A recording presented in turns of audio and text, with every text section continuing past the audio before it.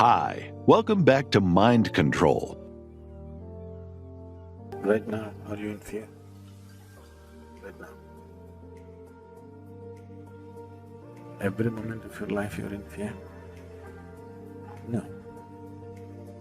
You will overcome that fear. But the hard part is, you gotta take that first step.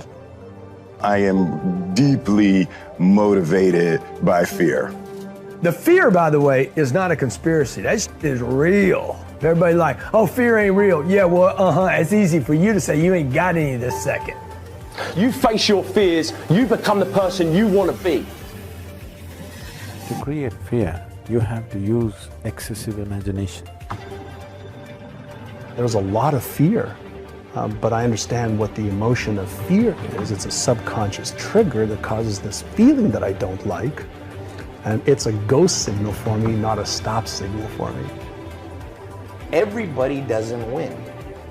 And the sooner you wake up to that biology is ruthless, man, then you get a little fear in you. And when you get a little fear in you, you start listening. Because if you're truly afraid, you listen. Let a little fear come in and drive you and motivate you. My first time I talked, I literally went up and blanked out. If you're afraid of pull-ups, do pull-ups. If you're in squats, do squats. If you're afraid of public speaking, go speak in public. Face your fear. It's hard, it's an uphill battle, but I know you can do it. Whatever it is that you want to do right now in your life, you've been sitting on the fence waiting, doubting yourself because you are letting fear control you, just do it. You ain't going to be nowhere until you start taking the first step. Fear is always going to be there. Give yourself the power, and the more you face your fears, the more powerful you become. Champions are made in these moments. What are you afraid of? What's holding you back? What's putting you in a position that you feel that you can't go on? Do you have this mindset of thinking that because fear is in your way that you're supposed to stop moving? Do you believe that fear has more power than you do? Well, let me remind you something about fear. We all have to experience it. You can't run from it, but you can definitely overcome it. If someone tells you that they're not afraid of anything, make no mistake. As long as you are a human being, we are all afraid of something. But that doesn't necessarily mean that it's over. That doesn't mean that you have to give in to fear. In fact, fear helps you to build character. It brings something else out of you. Just like an animal, just like something that's trying to run away because it's afraid to die or afraid to get itself in a position that it can't get out of. It will fight to the end. So sometimes fear does do a good thing for you because something else comes out of you. It doesn't mean that you are afraid to a point that you're weak, but it ignites something else about survival, about living, about pushing, about thriving.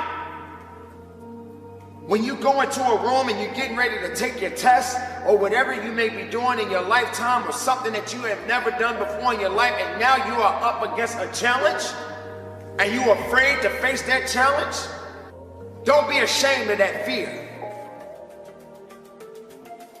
But you don't let fear control you. You don't let fear dictate your life. In fact, you tell fear, take a break. I got business to take care of. And then when fear decides to show up again, then you tell it to do something else. But you do not let fear tell you what to do. Let it do what it needs to do, but you do what you have to do. Do not let these things that surround you put you in a position that you feel you can't carry on. Don't be afraid to fail. You may have often heard this from many people from time to time. Failing. I don't like to fail. I never fail. Yes, you do. We all fail at something. And you shouldn't be afraid of it. Many people will tell you that's how you learn. That's how you grow. That's how you build. There's nothing in this world that is perfect. Everything that exists has some kind of a flaw in it. And whether you're worried about what people think of you because you fail at something, or because you're afraid of what people are going to think about you because you're not good at something, make no mistake that these people that are putting you in a position to think less of yourself, they may have the same circumstances going on in their life with something that you're better at and they're not. That's what makes us unique. So don't let fear control your life. Overcome the fear. Overcome it and understand it that all you got to do is just keep moving. Nothing behind you is going to help you. Everything in front of you is where you need to be. The thing about success that is limitless. And when you feel that you have reached a level, go a little bit further.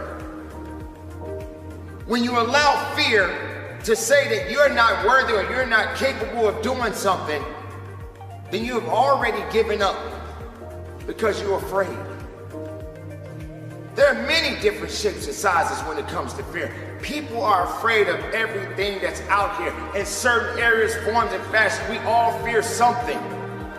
I fear it, you fear it, we all fear something, but that doesn't make you a bad person. It doesn't mean that you're worthy less of something.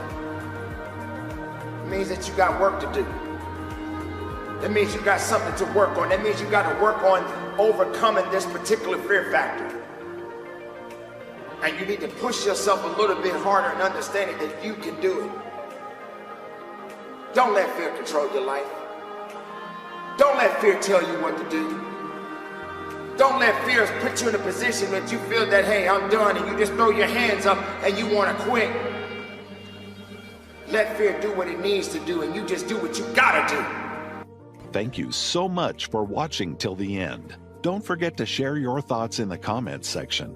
Please also like, subscribe, and share this video with your friends and families. Please watch our other motivational videos. Thank you again.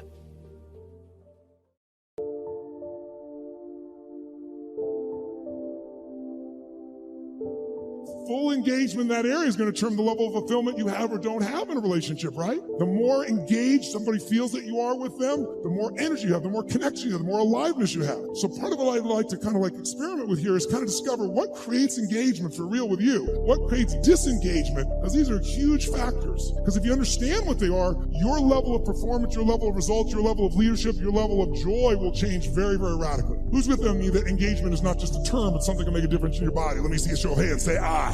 Now, I'm asking for your hand raised for some engagement.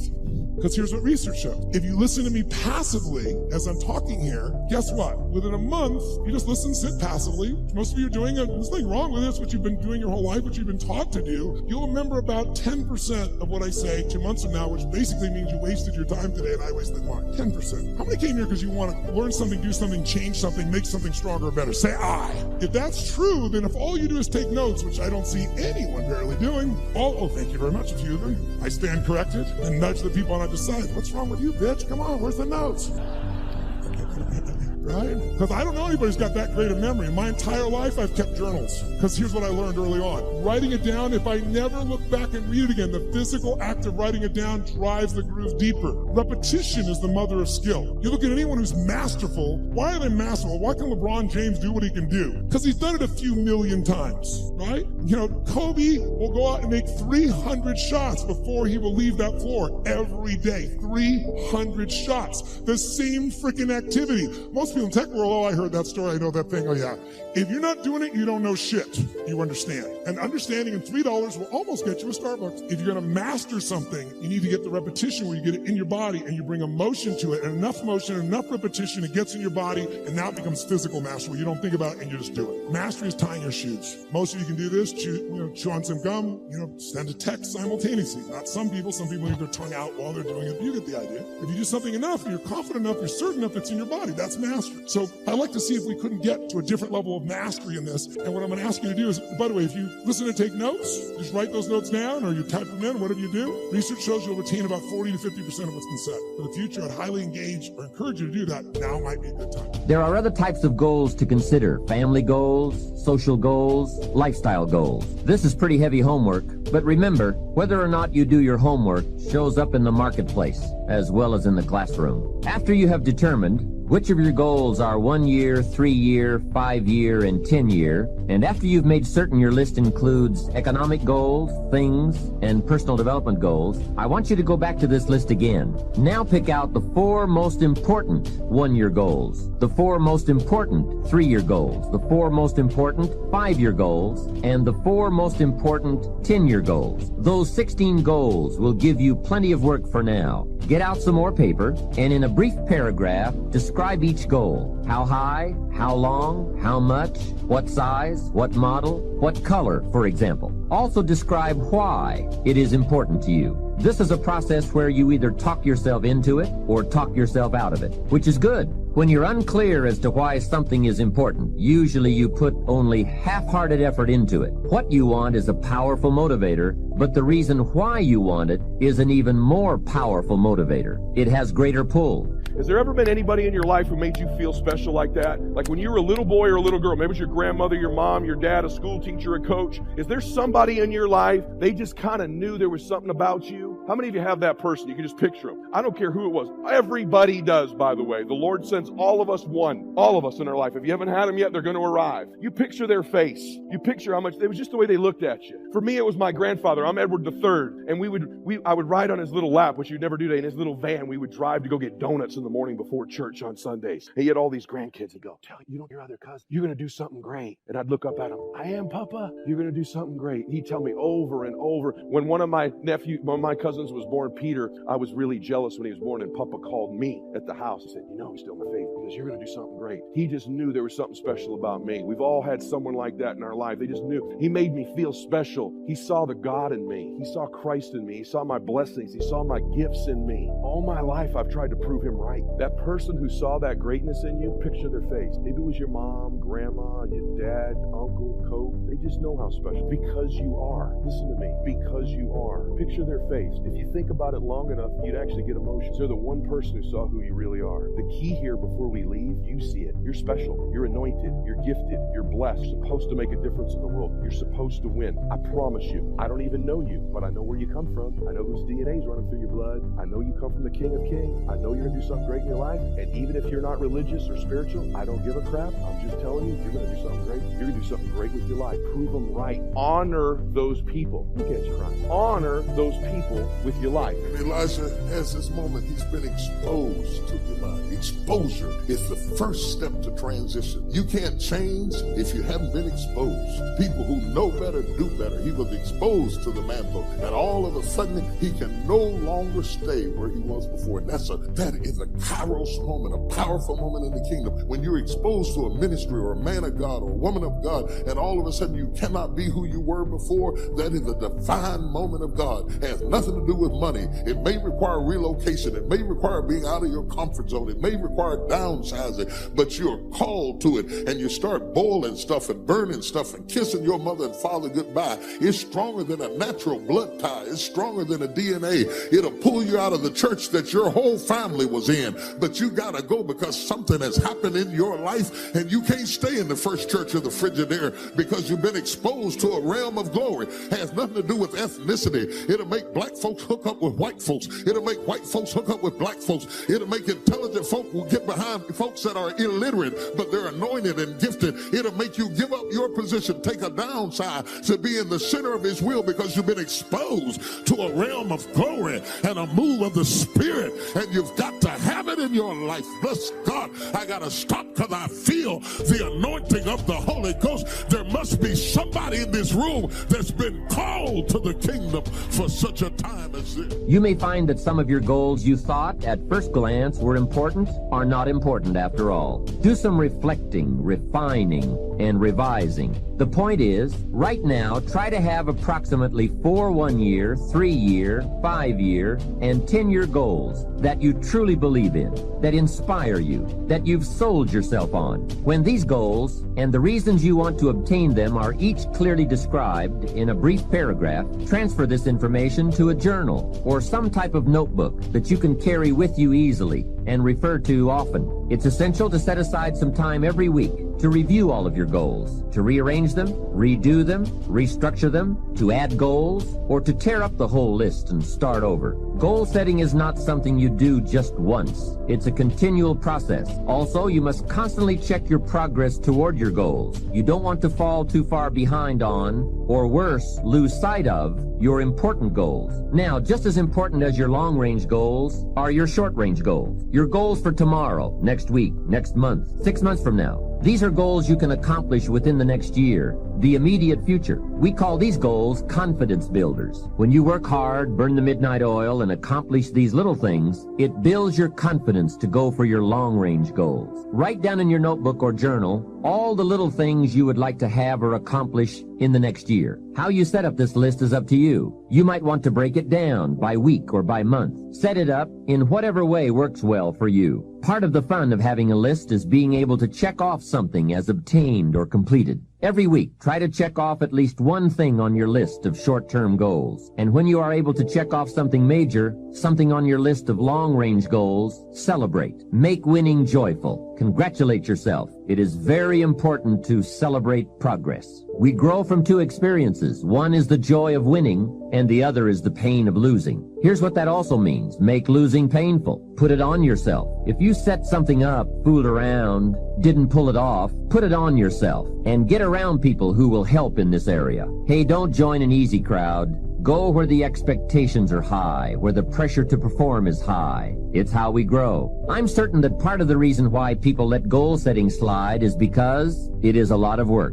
As I said, you'll be constantly revising your lists of short-range and long-range goals, rearranging them, refining them, redesigning them, establishing different priorities, adding new goals, perhaps deleting others. It's interesting that so many people work hard on their jobs, but they don't work hard on their futures. They let that slide. Some people live such mediocre lives that at the end of the day, they don't know whether they're winning or losing. They just go through life with their fingers crossed.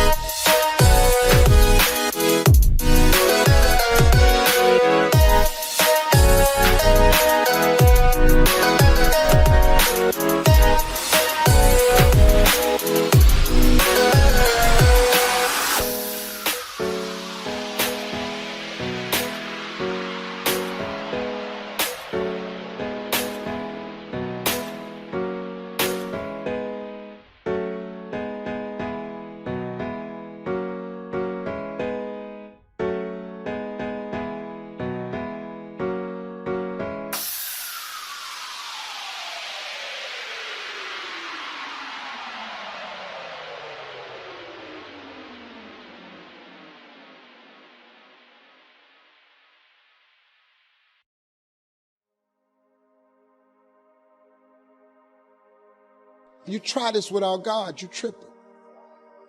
You tripping. See, for every time you have a plan, an aspiration, or a goal, this thing comes along called life. It happens to everybody. You're gonna lose somebody you care about one day. Somebody gonna close the plant you thought was gonna stay open so you could retire. That's a false hope to think you're gonna have a wonderfully carefree life. I'm wondering this morning if there's anybody here that life has handed you something that you didn't expect. The one thing I can tell you for sure is that nothing is for sure. Life will often disrupt what you expected. That just as soon as you have it down in a nice, neat little box of how you think it's gonna go, it will never be what you expected it to be. So you gotta get used to being a little disappointed. You gotta get used to being a little bit shocked. You gotta get used to walking into situations and being flexible and adjustable. Because if you are not flexible, you cannot survive. Sometimes we look at pieces in our lives that don't make sense. The key is what we do in our times of pain. Pain will change us. Every painful time, even though you don't like it, it's developing something in you that can only be developed in the tough times. Eventually, that will pass. You'll get through it, but you will be different in those tough times. Many of you know that God will make things uncomfortable to get you out of your comfort zone, to put you in a place of purpose and destiny, to rise to the height of your calling and soar above your adversities and fly like the eagle you were created to be. God never said that we would understand everything that happens along the way, but He did promise that it would all work out for our good. The key is what we do in our times of pain. If you go through a divorce, a legal battle, a friend betrays you, eventually that will pass. You'll get through it, but you will be different. Now, how the pain changes you is up to you. You can come out bitter, or you can come out better. You can come out with a chip on your shoulder blaming God, or you can come out stronger with a greater confidence in God. You can come out defeated, giving up on your dreams, or you can come out with a new passion, a new fire, excited about the new opportunities in front of you. All of us experience pain. My challenge, don't just go through it, grow through it. That difficulty is an opportunity to get stronger, to develop character, to gain new confidence. Anybody can give up. Anybody can let it overwhelm you. But you know what that's doing? Wasting your pain. That pain is not there to stop you. It's there to prepare you, to increase you, to develop you. God is a merciful God. He didn't bring you this far to leave you. He didn't set you up to fail. You're tripping, man. Even if you're wrong, He forgives us. Just keep moving, man. It ain't nothing. Now, look, I've had some painful moments in this like you.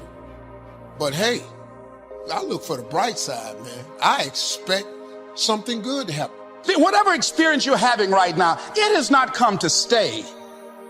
It has come to pass. Not to stay, just to pass. It's just going through. The biggest challenge is to know what's happening. This is a part of this thing we call life. This too shall pass. And maintaining perspective, putting it in perspective. See, a lot of us, because of our limited vision of ourselves, a lot of us who begin to focus on problems and enable them to overwhelm us, we begin to think that we have no options. We begin to believe that there's no way out. You can decide that you're going to stand up to life.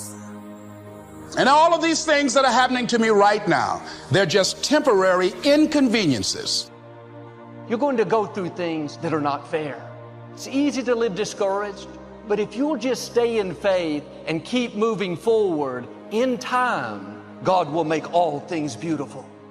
Nothing beautiful about going through a loss or dealing with an illness. Just give it some time. You don't have to live worried. God is working behind the scenes. What you thought was going to limit you the rest of your life, the bad break, the mistake you made, that is not how your story ends. Beauty is coming. It's going to turn out better than you've imagined. God will make all things beautiful. Not just the good breaks, not just the promotions, that's obvious. But He'll make the disappointments, the mistakes. That's how awesome our God is. Don't give up on your dreams.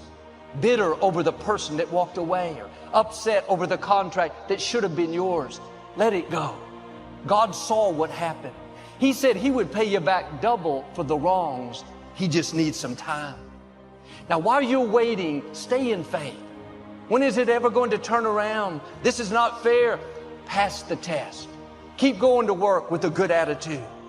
At the right time, you're going to see Him show out in your life in such a way that you don't think about what you've lost. You're so fulfilled, you don't dwell on the negative things in your past.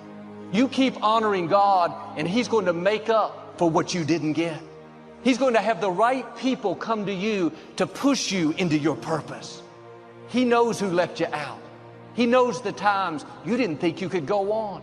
He's going to do something awesome in your life. Perhaps you went through a breakup. You're hurting.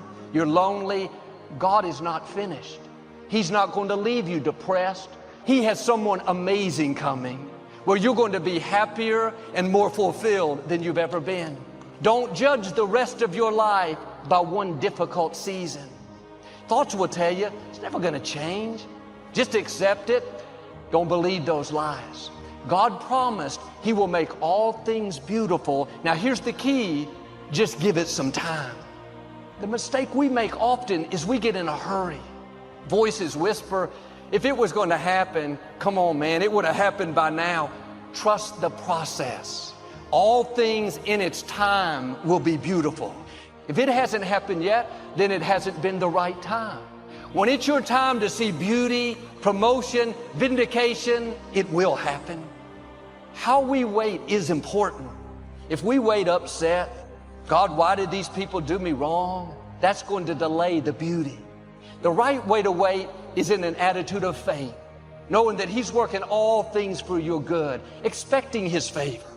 This difficulty didn't come to stay, it came to pass. God being for me is more than the world being against me. God knows how to make all things beautiful if you'll just give Him the time. You don't understand, it wasn't fair, just keep moving forward. God is not going to waste anything you went through. You're about to come out to new levels, see favor that you've never seen. Quit believing those lies that you've had too many bad breaks. You have a good reason to live sour. Look at what you've been through. That was all setting you up for something you've never imagined. Things that were meant to harm you, struggles that have tried to discourage you, bad breaks that should have limited your life. This is a new day. You're about to see vindication, new opportunities. The tide is turning in your favor. What was meant for your harm, God is turning to your advantage. That there's a time for weeping, a time for loss, but that is not the end of the story. God also said He will make all things beautiful in its time. There's a time for restoration, a time for deliverance, a time for celebration. Give God the time, He'll make all things beautiful. And here's what I want to say to you. For those of you that have experienced some hardships, don't give up on your dream.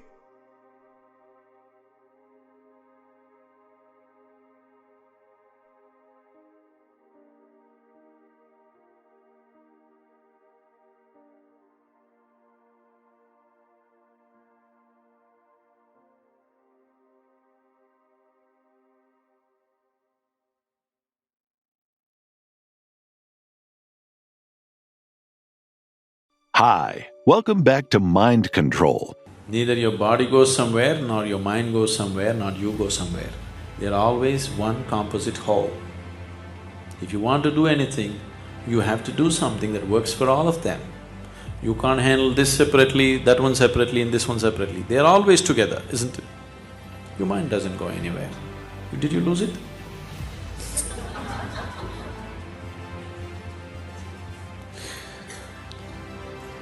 It is just that you're being deceived by the imagination of your mind. It is sitting here and imagining something. It is not going anywhere, but you are so identified and lost that you think the mind is going somewhere. Mind doesn't travel anywhere, it's very much here, isn't it? You need to understand this. Why your mind is going on with uncontrollable, endless thought is, you're identified with things that you're not. The moment you get identified with something that you're not, then mind is non-stop activity. You're identified with too many things and you're trying to stop your mind. I'm telling you, if you try for 1,000,000 years, it's not going to happen. It cannot happen. If you take away your wrong identifications, then you will see this moment, mind will be just like a mirror, not saying anything, just reflecting everything. That's how mind should be. Your mind as a mechanism works best only when there is clarity in it, isn't it? Isn't it so? Your mind is not here to think up all kinds of fancy things. That's a distraction in life. Your mind is here to give you clarity and penetration into life. But right now, mind is just a huge ball of confusion, simply because you got identified with so many things that you're not, and now you're trying to hold it back. There is no way to hold it back. I'm tired of playing defense on the faith journey. I'm tired of being afraid. I'm tired of apologizing. Do you ever just get tired of reacting to the devil and his schemes? I want to be somebody who's directing. I want to be somebody who's leading. I don't want his threats to dictate one step that I take. So many of us, we tiptoe through life to simply arrive safely at death. It is a fact that you will die. The question today is, will you ever actually live? Is there anybody in this building that's tired of being discontent? And you want to be able to say, if I get my way, I'm going to be happy. If I don't get my way, I'm going to be happy. I'm not going to let my circumstances control my moods. I am content and emotionally stable. That is my goal, to be content and emotionally stable.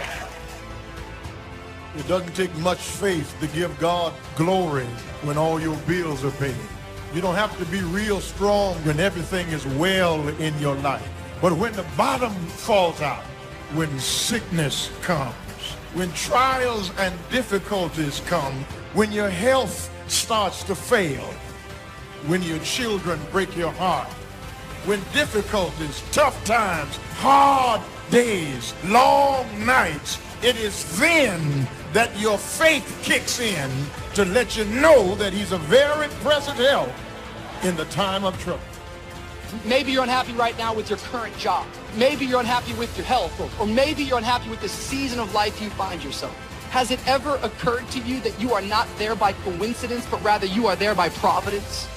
Has it ever occurred to you that God has a plan, that he's putting the puzzle together, and that you must recognize, regardless of the season, I am here for such a time as this? See, there's a reason for your season. There's purpose in your pain. There is a design in the disaster. There's hope in the hurt. There's life even after death. I think it's time for a turnaround. Because crying and complaining is not going to stop the trial. Murmuring and groaning is not going to stop the trial. And the purposes that God wants to work out in our lives may include trials, setbacks, heartbreak. It may mean that you have to stay sick a while. It may mean that you have to go through it a while. You're not going to come through it yet because God has his mighty hand on you. And that hand on your life is so powerful to get purpose out of you. And you know what? Those days are good for us. It's good to go through those days. Do not despise the day of small beginning. And don't complain your way through small beginning. Because if we cannot learn to be thankful for those things, trust me, you will not be thankful when God gives you more. Because going through the hard times and remaining thankful builds character in us that we need to remain stable when God gives us more to be responsible for. We should have a goal to be the most thankful person on the face of the earth. Go through each day thanking God for little things like hot water and a friend, every convenience that you have. Do all things without grumbling and fault-finding and complaining. Hold your head up and dry your tears. You have nothing to be ashamed of. If you want to begin to move, you got to clear your mind of all the unnecessary luggage and baggage that's weighing us down. Let it go and begin to focus on developing myself. And I say to you, you're going to have people to do things to you. Things are going to happen to you. And the most important thing to do is to harness your will and let it go. And move so you can grow, so you can get on with your life. It doesn't matter about what happens to you. What matters is, what are you going to do about it? Every other voice may be negative, telling you how you're not going to get better. You feel alone, isolated. It means you're in the wrong stadium. The enemy has a stadium filled with accusers, discouragers. Don't go there. That's the opponent's stadium. Your game is being played on the home field. Everyone in these stands is pulling for you.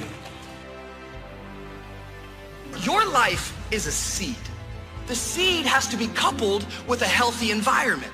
The seed has to go into the soil. It has to be healthy soil. The seed needs water.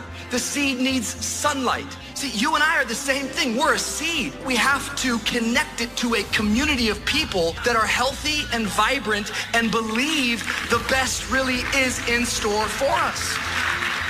See, because you're kind of saying, I'm over it. But if you would share your calling, the moment you say, I'm over it, you would have somebody else walk up to you and say, wait a minute, let me just shed some light onto that dark area so that you can grow again. You're not quitting today. You're not quitting tomorrow. You're going to run this race of faith and you're not going to give up.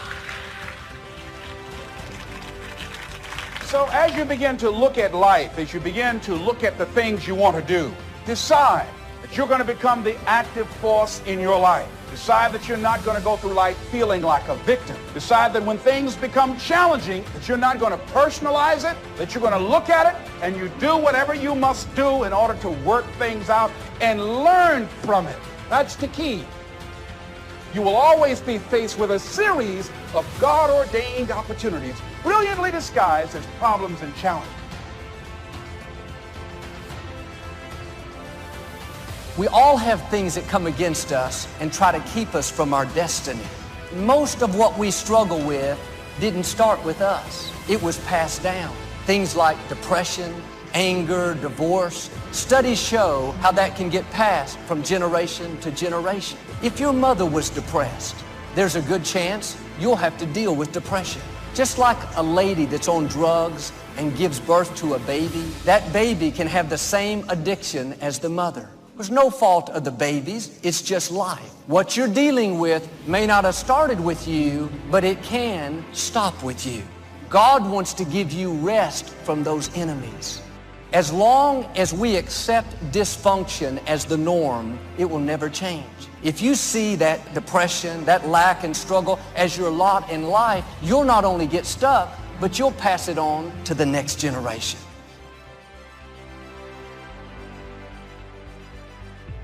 Got to get the word. Happiness is something you design. Happiness is a study. Happiness is a practice. Happiness is an art. It's not an accident. It's an art. And anybody that wants to can study and practice the art of happy living. Happiness is like culture. Money doesn't make you cultured, but culture is within the grasp of all of us. All you have to be is committed to it and make it a study. Culture is a study. Sophistication is a study. It's not an amount. It's not an account. It's a study. Money doesn't make you sophisticated. Only study and practice makes you sophisticated. Only study and practice makes you cultured. And only study and practice makes you happy. Study and practice makes you rich. Key phrase, don't be lazy in learning. 1, how to do well. Next, how to live well. Don't be lazy in learning and practicing the art of economics and practicing the art of lifestyle. As long as you accept the dysfunction, even when God sends you a way out, you'll talk yourself out of it. You think it's normal to live depressed, addicted, angry, lonely. This is a new day.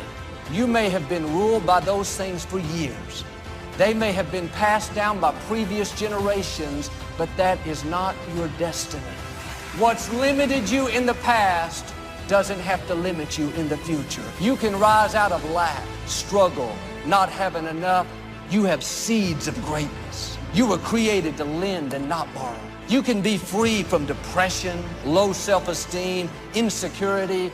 Don't let limited thinking keep you from your destiny. There's some things that you can accomplish that you can't see right now. My favorite book says, eye has not seen, ear has not heard, nor has entered the heart of mankind what God has in store for you. When you're willing to say yes, when you're willing to move forward, life will respond to you. Mindset transformation is very important. Be ye not conformed to this world, be transformed by the renewing of your mind. You don't want to think like everybody else. You want uncommon thinking. Expand your skill set. You just got to go through exercises like this. Take the notes, work hard, roll up your sleeves, go to work. Gather the knowledge in journals, gather the knowledge in notebooks, gather the knowledge in a library, and don't be lazy in learning. Your feelings don't matter. You may feel like doing something, maybe you don't feel like doing something. Doesn't matter. Get out there and do what you're supposed to do, whether you feel like it or not. What causes that switch to flip? The overdrive, the beast mode, the full-on destroyer that will not stop. So, machines make their decisions based on ones and zeros. Binary code. Yes or no. And that's actually a good system for you to implement for your own personal human machine. It's actually not that complicated. Are you going to work out today? Yes or no? Are you going to eat the donut? Yes or no? Are you going to win? Yes or no? Don't allow for any gray area in there. Get rid of the debate. Make the binary code decision. Yes or no. You know the right decision to make. So go and make it. But what's equally pathetic is when people let that scenario play out in their own head.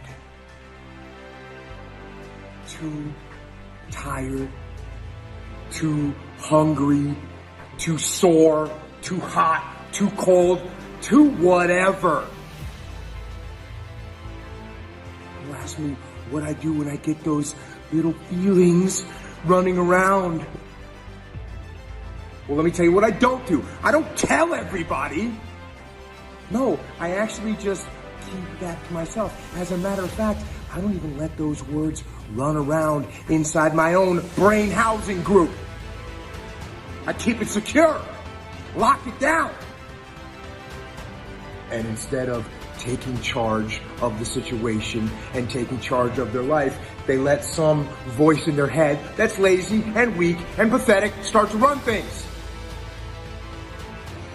Don't let that happen. You're in charge.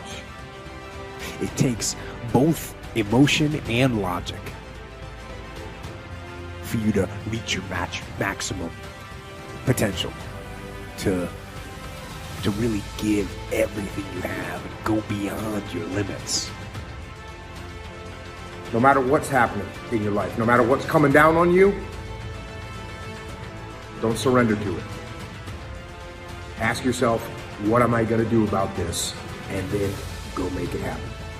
And sometimes you're barely making any progress. Sometimes you're barely making any progress at all. And that tough situation is making you want to stop. And what you eventually learn is you can't stop. When you're going through tough situations, you got to take that next step. Take action! Some things are going to happen that are not in your control. You're going to get knocked around. You got to take the same mindset. That is, hang on to your paddle, get back in your boat, and get to rowing. That's when you gotta use that anger, that frustration, that fear to push yourself forward. To push yourself to say, I don't stop. And when your feelings are screaming that you've had enough, and when you think you're gonna break emotionally, you gotta override that emotion with the concrete logic and willpower that says, you know what? I don't stop. And you won't.